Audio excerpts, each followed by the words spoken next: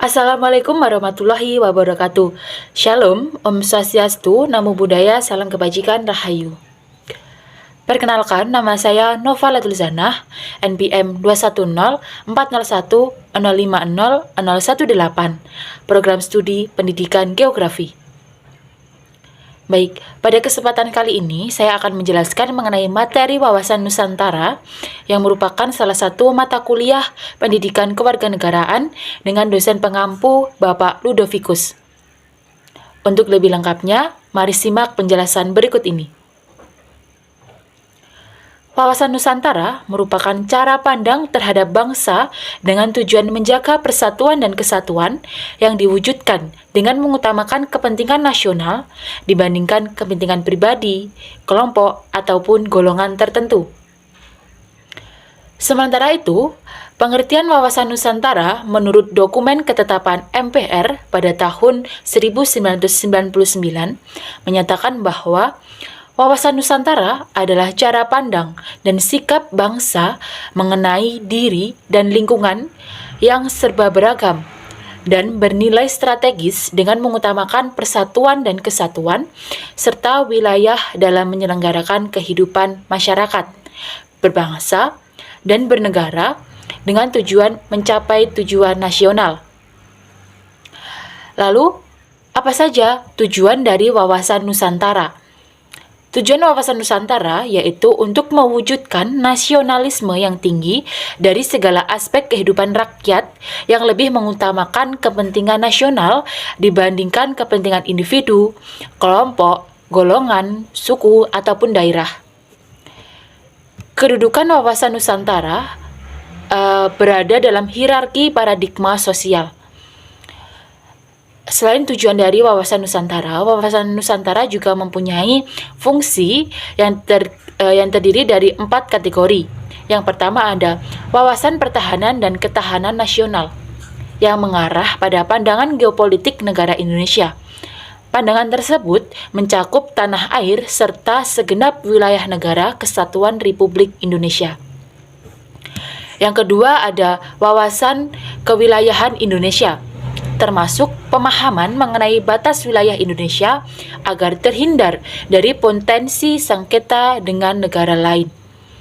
Yang ketiga ada wawasan pembangunan, dengan beberapa unsur di dalamnya seperti sosial politik, kesatuan politik, pertahanan, serta keamanan negara, ekonomi, dan sosial ekonomi. Yang terakhir ada konsep ketahanan nasional. Konsep ketahanan nasional yang memegang peran penting dalam perencanaan pembangunan, kewilayahan, serta pertahanan ketahanan nasional.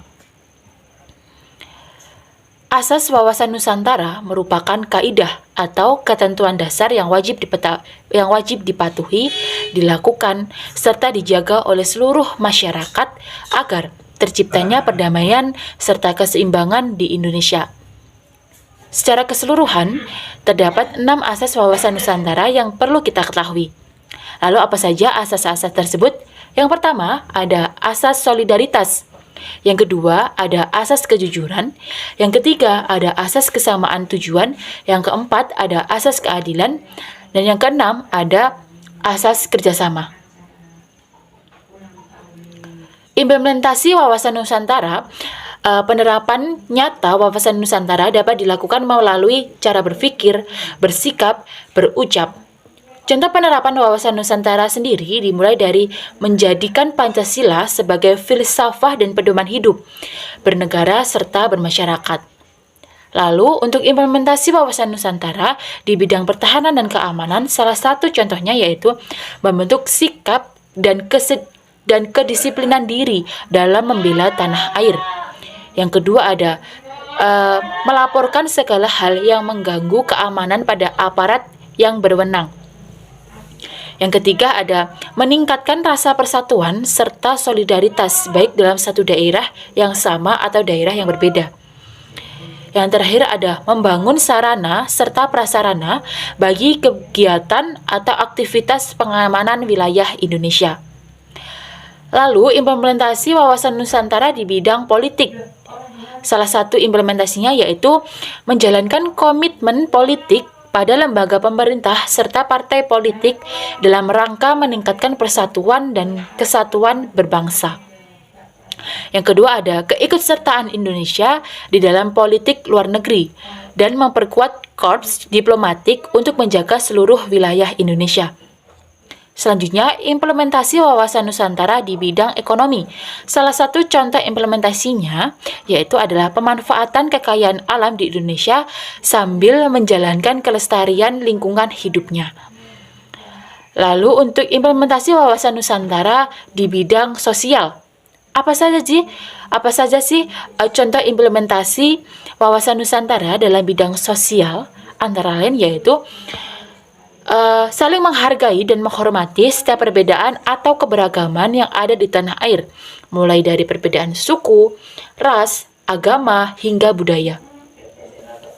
Yang kedua ada pelestarian serta pengembangan budaya Indonesia dan menjadikan budaya sebagai tujuan wisata yang memberikan sumber penghasilan daerah atau nasional. Yang terakhir ada menjaga kebersamaan Indonesia baik dari segi budaya, bahasa, serta status sosial, dan juga mengembangkan keserasian di dalam kehidupan bermasyarakat. Baik, tadi merupakan penjelasan mengenai materi wawasan Nusantara. Mohon maaf jika ada salah kata, ada salah pembahasan. Mohon maaf jika menyinggung. Akhir kata, wassalamualaikum warahmatullahi wabarakatuh. Shalom, Om Swastiastu, Namo Buddhaya, salam kebajikan, Rahayu.